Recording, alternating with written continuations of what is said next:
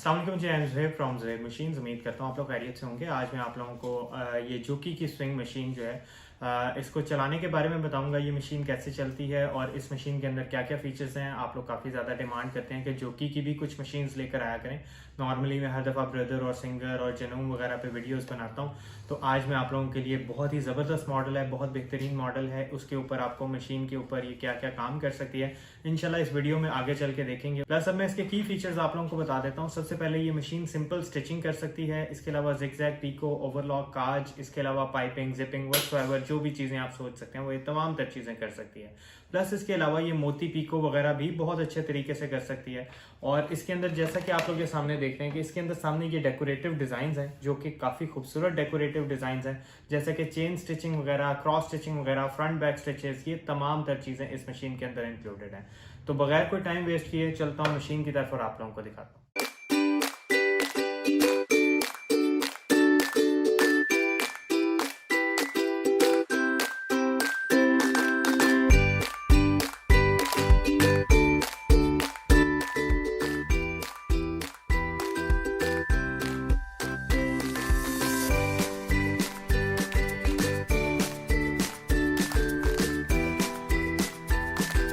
सबसे पहले हम इसका धागा डाल लेते हैं। यहाँ पे ये देख लें, इस जगह पे आपने धागे को लगा देना और उसके बाद इसको थोड़ा सा आपने लूज रखना है, मतलब बिल्कुल टाइट नहीं करना ये इस नलकी को, ठीक है। उसके बाद आपने क्या करना है, एक चीज़ मैं हमेशा बताता हूँ, वो कोई भी कस्टमर उसको फॉलो नहीं करता और एट दी एंड फिर उसका नुकसान उठाना पड़ता है, कि जब भी आपने धागे को डालना होता है या निकालना होता है, ये इतनी इंपॉर्टेंट बात है जो कि बिल्कुल इग्नोर कर दी जाती है और उसकी वजह से मशीन ख़राब हो जाती है, जिसकी वजह से फिर कस्टमर कहते हैं कि नहीं आपने दी ही ऐसी थी। तो प्लीज़ इस चीज़ का खास ख्याल रखा करें जब भी आप धागे को डाल रहे हैं या धागे को निकाल रहे हैं। ये वाला जो फुट है ये ऊपर होना चाहिए, ये बिल्कुल नीचे डाउन नहीं होना चाहिए। इसकी वजह से यहाँ पे इसकी टेंशन प्लेट्स होती हैं जो कि लॉक हो जाती हैं। लॉक होने की वजह से फिर आपका जो धागा है वो अंदर ही फंस जाता है और सम टाइम जब आप यहाँ से पकड़ के अपने धागे को बाहर की तरफ खींचते हैं तो ये जगह कट जाती हैं, वो यहाँ पे जो है वो क्रैक्स आ जाते हैं, जिसकी वजह से उसके अंदर फिर वो धागे के फंसने के चांसेस बहुत ज़्यादा हो जाते हैं, जिसकी वजह से आपका स्टिच भी कभी नीट नहीं आता। तो ये चीज़ खास ख्याल रखा करें प्लीज़। उसके बाद अब सबसे पहले मैं यहाँ से इसको देखें, यहाँ से 1 ये एरोज भी बने हुए हैं, यहाँ से फॉलो करते हुए हम स्ट्रेट नीचे चले जाएंगे। यहाँ से वापस हम इसको ऊपर की तरफ ले आएंगे ये एरो को फॉलो करते हुए। उसके बाद ये सामने आपको मेटल की एक सिल्वर कलर की हुक नज़र आ रही होगी, इसकी आपने जस्ट यहाँ से बैक साइड से गुजार देना है। सम टाइम अगर ये हुक नीचे गई हुई है तो इसका जो मेन व्हील है उसको घुमा के देखें, जिस तरीके से मेन व्हील को हम घुमाते हैं तो यहाँ से इसको ऊपर लेकर आ सकते हैं। उसके बाद यहाँ से हम स्ट्रेट सीधा नीचे जाएंगे और इस जगह से हम इसका धागा जो है वो नेडल में डाल देंगे। बिल्कुल सामने से स्ट्रेट सीधा सुई के अंदर आपने धागे को डाल देना है। इसका सेकंड एक और ऑप्शन ये भी है कि यहाँ से देखें, ये इसका ऑटो थ्रेडर है। इस ऑटो थ्रेडर की हम गारंटी बिल्कुल भी नहीं देते हैं, वो इस वजह से क्योंकि ये इतनी नाजुक पिन होती है इसके अंदर कि वो सम टाइम कस्टमर डालते डालते ही या तोड़ देते हैं या उसकी टाइमिंग आउट कर देते हैं। तो ये है कि ये भी आप देख लें कि ये इसकी जो ऑटो थ्रेडिंग है अगर आप थोड़ी सी एहतियात के साथ यूज़ करेंगे तो ये सारी ज़िंदगी कभी भी ख़राब नहीं होगी। तो यहाँ से आपने इसको इस जगह पर लेकर आना है। इस जगह पहुंचने के बाद आपने फुट को डाउन कर देना है। इस फुट की मैं बात कर रहा था, इसको अप साइड होना चाहिए। इस फुट को मैं डाउन कर दूंगा और उसके बाद यहाँ से इसको आगे की तरफ लेकर आऊंगा। ये देखें इस तरीके से ये मैं आगे की तरफ लेकर आया। मैं कोशिश करता हूँ अगर मेरा कैमरा आपको क्लियर तरीके से दिखा सके, मैं कोशिश करता हूँ इसको जूम करने की भी। आप लोग ये देख सकते हैं ये जो चीज़ है ये यहाँ से ये इस तरीके से ये मूव करके आगे आ गई। उसके बाद ये जैसे ये फुल आगे आ जाएगी, हम यहाँ से अपने धागे को, ये देखें ये वाला जो धागा है इसको इस जगह से जस्ट हमने यहाँ पे पकड़ा देना। अब ये ऑटोमेटिकली सुई के अंदर धागा डल जाएगा। अगर किसी को समझ ना आए तो मेरी ये वीडियो को दोबारा से रिपीट करके भी देख सकते हैं आप लोग। ये देखें इस तरीके से हमने इसको धागे को डाल दिया जी। तो इसका बॉबिन में धागा डालने के लिए तरीकाकार यह है कि यहाँ से इस बटन को आपने राइट साइड पे पुश करना है और उसके बाद ये बाहर आ जाएगा इसका जो लिड कवर है। देन हमारे पास अब ये बॉबिन आ गई। बॉबिन को हमने जस्ट इस जगह पे यहाँ पे अंदर रख देना है। ये इजीली यहाँ पे अंदर रखी जाती है। उसके बाद ये आपको एक यहाँ पे मेटल का कट नज़र आ रहा होगा, इस जगह से आपने बॉबिन के ऊपर हल्का सा हाथ रखना है और यहाँ से आपने इसको इस कट से गुजार देना है। अब यहाँ से जब आप इसको थोड़ा सा खींच कर देखेंगे तो ये हल्की सी टाइट हो गई होगी बॉबिन। नीचे बॉबिन का धागा ऊपर लेकर आने के लिए हम यहाँ से इसका जो मेन व्हील है ये वाला, इस मेन व्हील को एक दफ़ा राउंड हम घुमाएंगे ताकि नीचे वाला धागा जो है वो ऊपर आ जाए, और लेफ्ट हैंड साइड से मैं ऊपर वाले धागे को हल्का सा पकड़ कर रखूंगा ताकि नीचे वाला धागा ऊपर आ सके। आप देखें इस जगह पे ये फुल एक राउंड कंप्लीट हो गया, एंड देन हम यहाँ से पकड़ के इसका धागा जो है वो ऊपर की तरफ खींच लेंगे, जिस तरह हम आम काली सिलाई मशीन का धागा ऊपर उठाते हैं। तो सबसे पहले जब आप मशीन को ऑन करेंगे तो मशीन अपने 0 स्टिच पे होगी, मतलब ये कि सिंपल स्टिचिंग पर होगी। आप ये देखें यहाँ पे 0 लिखा हुआ है। मशीन को ऑफ करके ऑन करेंगे तो यहाँ से 0 स्टिच के ऊपर है। प्लस इसके अलावा आपको मैं ये इसके जो मेन फीचर्स हैं वो सारे बता देता हूँ। यहाँ से देखें, यहाँ से आप इसका स्टिच सेलेक्ट कर सकते हैं। प्लस करेंगे तो यहाँ से ये वाली नंबरिंग ज़्यादा होगी, इधर से प्लस करेंगे तो यहाँ से लेट्स सपोज हम 45 नंबर वाला यहाँ पे स्टिच सामने देख रहे हैं, 45 नंबर वाला बनाना है तो हमने यहाँ से 4 और 5, ठीक है। अच्छा, कुछ कस्टमर्स मुझे ये कहते हैं कि हमें आपकी वीडियो की समझ नहीं आ रही, हमें मशीन चलानी नहीं आ रही। बेसिकली वो मेरे सारे स्टेप्स को फॉलो नहीं करते हैं, वो वीडियो को स्किप कर देते हैं, इस वजह से समझ नहीं आ रही। तो आप काइंडली मुझे इस वीडियो के नीचे कमेंट करके लाजमी बताइएगा क्या मेरा तरीका कैसा है कि मैं ये अपनी मशीन्स को कैसा आप लोगों को चलाना बताता हूँ। इसके अंदर मजीद मैं बेहतरी किस तरीके से लेकर आ सकता हूँ, आपके कमेंट से मुझे काफ़ी रहनुमाई मिलती है। आप लोग अपने कमेंट्स में मुझे ज़रूर आगाह कीजिएगा।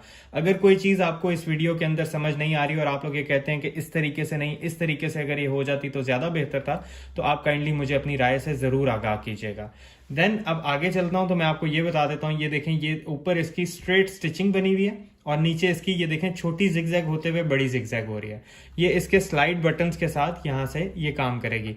अब ये काम कब करेगी? जब आप इस बटन को ऑन करेंगे, जब यहाँ पे ग्रीन कलर की लाइट ऑन हो जाएगी, ये देखें ग्रीन लाइट ऑन हो गई है, देन अब ये स्टिच और विड्थ की लेंथ इसकी काम करेगी। अब यहाँ से ये इसका टांका छोटा हो जाएगा, यहाँ से इसका टांका बड़ा हो जाएगा। इसी तरीके से जिगजैग की जो विड्थ है वो यहाँ से छोटी हो जाएगी और यहाँ से इस साइड पे करने पे बड़ी हो जाएगी। देन अब आगे चलता हूँ तो यहाँ पर ये देखें, ये इसकी स्पीड कंट्रोलर है। यहाँ से हम इसकी जो है वो स्पीड कम या ज़्यादा कर सकते हैं। इसके अलावा ये रिवर्स बटन है।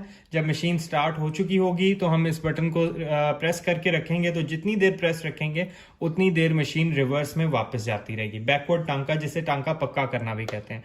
यहाँ से मशीन स्टार्ट एंड स्टॉप होगी और इस जगह से हम मशीन का धागा टाइट और लूज कर सकते हैं, जो कि हम आम अपनी काली सिलाई मशीन के अंदर फ्रंट से स्प्रिंग लगा होता है और उसका धागा टाइट और लूज करते हैं। यहाँ से मैं अब सिंपल स्टिचिंग स्टार्ट करने लगा हूँ। देखें, मशीन ऑफ करके ऑन की मैंने यहाँ पे और ये 0 स्टिच पे वापस चलेगी।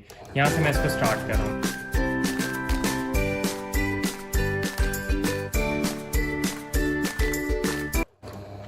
सीरियसली मैं आप लोगों को बता नहीं सकता ये मशीन कितनी स्मूथली वर्क कर रही है। शायद कैमरे में या इस तरीके से मैं आपको उस तरीके से ना समझा सकूं, लेकिन ये मशीन बहुत स्मूथ है, बहुत ही अच्छी मशीन है ये। अब यहाँ से चलते हैं 03 वाले नंबर पे। देखें, यहाँ से मैं जस्ट करूंगा नंबर 3 के ऊपर, ठीक है, और यहाँ से मैं इसको स्टार्ट कर दूंगा। मशीन जिगजैग करना शुरू कर देगी, ठीक है। इसी तरीके से जिगजैग के साथ साथ मैं अब आपको ये बताता हूँ। देखें, लेट्स सपोज ये मैंने इसकी ओरिजिनल जिगजैग की, अब मैं यहाँ से इसके जो स्टिच की लेंथ है उसको मैं कम कर रहा हूँ।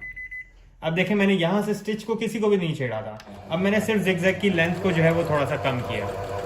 आप इसकी अपनी मर्जी है, इसको चलते हुए में भी कम ज्यादा कर सकते हैं, इससे कोई फर्क नहीं पड़ेगा या मशीन को कोई भी नुकसान नहीं पहुंचेगा। इसको मजीद और मैं कम कर रहा हूँ। और ये 110 वोल्ट अडॉप्टर के साथ चलने वाली मशीन होती हैं। आप देख सकते हैं कि मैंने भी 110 कन्वर्टर के साथ इसको लगाया हुआ है। ये डायरेक्ट लगाने से मशीन जल जाती है, तो इस चीज़ का आप लोगों ने भी बहुत ज़्यादा ख्याल करना है। ये देखें, ये बिल्कुल मैंने साथ साथ इसका टांका कर दिया। यहाँ पे टांका जो है वो कुछ ज़्यादा छोटा हो गया, लेकिन ये है कि आपने कोशिश करनी है कि इससे थोड़ा सा आगे आगे ही रखिएगा ताकि ये जिगजैग जो है बिल्कुल एक ही जगह पे ना करना शुरू कर दे। देन अब आगे चलता हूँ तो आपको मैं इसकी ओवरलॉक करके दिखाता हूँ, फिर उसके बाद मैं काज करके दिखाऊंगा और पीको करके बताऊंगा, और उसके बाद फिर इसकी डेकोरेटिव डिजाइन वगैरह बनाकर दिखाता हूँ। अगर आप ज़ुहैब मशीन से बाय करेंगे तो आपको ये वाला काज वाला फुट साथ मिलेगा। तो सबसे पहले मैं काज करके बताता हूँ आपको। ये देखें, इस जगह पे यहाँ पर आपने अपने बटन का साइज देना है, ये यहाँ से ओपन हो जाता है। देखें, इस जगह पे मैं बटन लगा देता हूँ, यहाँ पर अपना बटन रख देता हूँ और उसके बाद यहाँ से इसको ये प्रेस कर दिया। देखेंगे यहाँ पे बटन जो है वो अंदर इसके टाइट हो गया। इस जगह पे आपने बटन का एग्जैक्टली साइज देना है।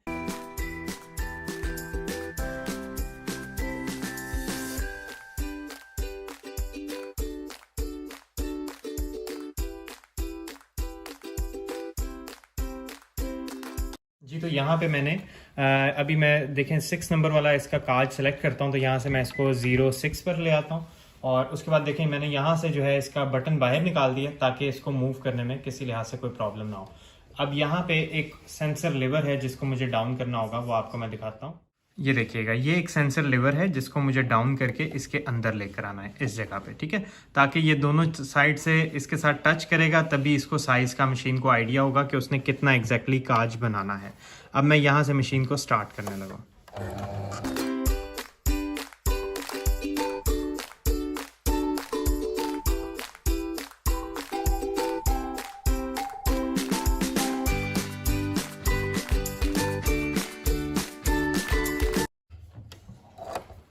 तो यहाँ पे आप देख सकते हैं मशीन ने उसको बाकायदा लॉक किया और उसके बाद ये पूरा एक मुकम्मल काज बना दिया। इसको आप सेंटर से जो है वो कट कर लीजिएगा यहाँ से और उसके बाद ये आपका एक काज कंप्लीट हो जाएगा। जितना मैंने मशीन को साइज़ दिया था मैं आपको वो साइज़ भी कोशिश करता हूँ कि मैं चेक करवा दूँ। ये देखिएगा, ये एग्जैक्टली उतना ही बटन का साइज़ है, ये देख लें एग्जैक्टली उसी साइज़ का इस मशीन ने काज कर दिया।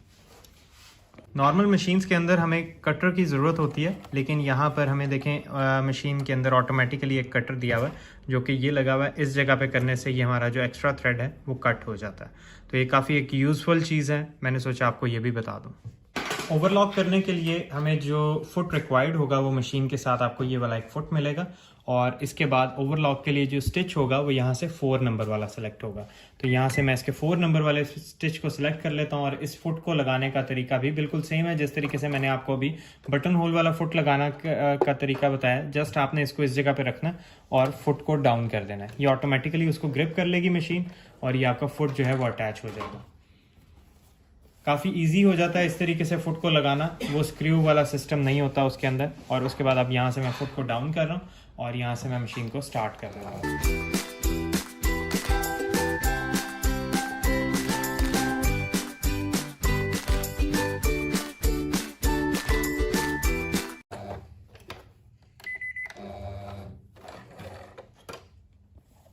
ये आप लोग देख सकते हैं इसने ओवरलॉक कर दी। ये कपड़े के इस साइड पे है स्टिच और ये यहाँ से मैं बैक साइड पे लेकर जा रहा हूँ। देखें कपड़े के दोनों साइडों पे उसने एज को लॉक कर दिया। ये बैक साइड है और ये फ्रंट साइड है। अब मैं आपको मशीन के डेकोरेटिव डिज़ाइंस बनाकर दिखाता हूँ जो कि इसके मास्टर फुट के ऊपर बनते हैं। यहाँ से मैं स्टेप बाय स्टेप चलता हूँ, कुछ बेसिक से बनाकर दिखाऊंगा क्योंकि सारे तो नहीं बना के दिखा सकूंगा, लेकिन मैं आपको जैसा कि यहाँ से स्टार्ट करता हूँ 23 नंबर वाले स्टिच से। तो यहाँ से मैं इसको सिलेक्ट करता हूँ 23, यहाँ से 2 एंड 3। इसी तरीके से मैं नंबरिंग को देखते हुए यहाँ से जस्ट नंबर को ऐड करता जाऊंगा। मैंने आपको स्टार्टिंग पे बताया था कि मशीन बहुत इजी टू यूज़ है। बेसिकली वो बताने का मकसद ये था कि ये सब कुछ मशीन ऑटोमेटिकली खुद ही सेट कर लेती है। हमें नॉर्मली मैनुअल मशीन्स के अंदर उसकी विड्थ और उसके स्टिच एवरी टाइम सेलेक्ट करने पड़ते हैं, जबकि इस मशीन में ऐसा नहीं होगा। आपको तमाम तर चीज़ें जो हैं वो ऑटोमेटिकली ये मशीन एडजस्ट करके देगी। जस्ट इतना सा करना है आपने कि यहाँ से जस्ट आपने नंबर लिखना है और यहाँ से स्टार्ट कर देना है।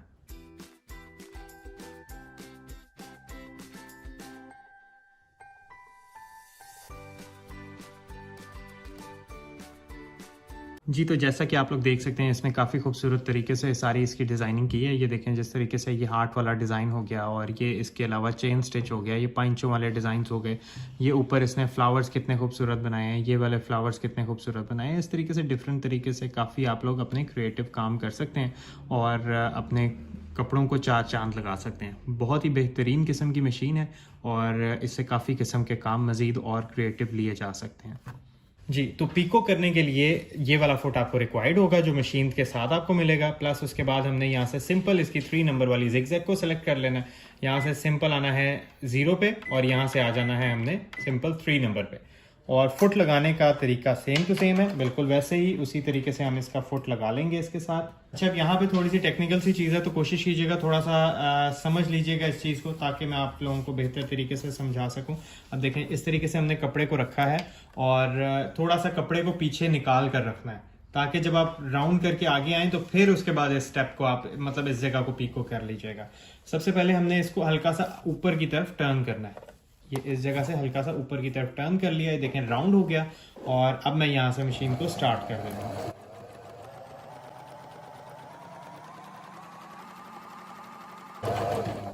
ओके, अब यहाँ से मैं फुट को ऊपर करता हूँ, निडल को बाहर निकालना चाहता हूँ, इस तरीके से निडल को बाहर निकाल के यहाँ से मैं इसका थ्रेड कट कर लेता हूँ और आपको ये मैं पीको दिखा देता हूँ। ये देखें, ये मशीन ने पीको कर दी, बिल्कुल राउंड पीको हो गई है। ठीक है, कपड़ा कुछ इस तरीके से था, लेकिन ये देखें यहाँ से इसने पीको कर दिया।